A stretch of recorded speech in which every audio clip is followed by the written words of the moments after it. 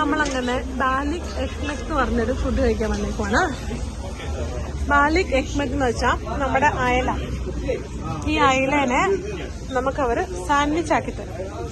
തുർക്കിയിൽ അത്യാവശ്യം ഫേമസ് ആയിട്ടുള്ളൊരു ഫുഡാണ്. നമ്മളിത് കുറേ നാൾ മുമ്പ് തന്നെ കഴിക്കണമെന്ന് വിചാരിച്ചാണ്. അപ്പം അത് ഉണ്ടാക്കാൻ അയലേനെ നന്നായിട്ട് മുള്ളൊക്കെ കളഞ്ഞ് നന്നായിട്ട് എടുത്തിട്ട് അതിനെ ചൂടാക്കാൻ വെച്ചേക്കണാണ് ഈ കാണുന്നത്. വേറെ ഒരു സാധനം ചേർത്തിട്ടില്ല. അയലയുടെ മുള്ളെടുത്ത് കളഞ്ഞ വെച്ച് ഇത് ചൂടായിക്കൊണ്ടിരിക്കുകയാണ്. എണ്ണ തിളച്ചോണ്ടിരിക്കുന്നത് നമുക്ക് കാണാൻ പറ്റുന്നതാണ്. എണ്ണ തിളച്ചോണ്ടിരിക്കുന്നത് കാണാം. എണ്ണ ചൂടായിക്കൊണ്ടിരിക്കുകയാണ്.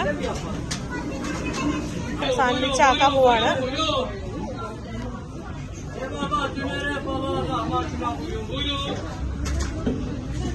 ഒട്ടിക്കകത്ത് സാൻഡ്വിച്ചാക്കി പ്ലേറ്റ് തരും. അങ്ങനെ നമ്മള് അയല സാൻഡ്വിച്ച് ഇതിനകത്ത് എന്നൊക്കെ ഉണ്ടെന്നോ കേട്ടോ.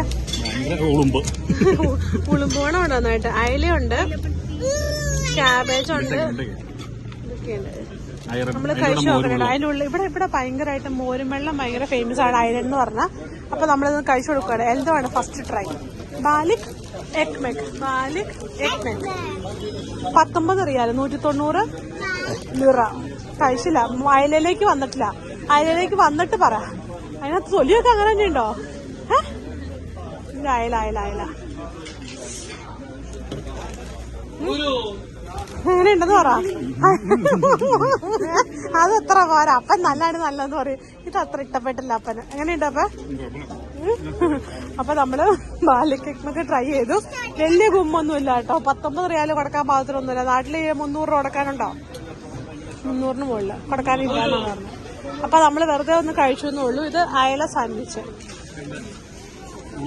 ഇല്ല, കൊള്ളത്തില്ല, ഉളുമ്പ് ചവയ. അപ്പൊ ഹിമ കഴിക്കല്ലേ? ഹിമ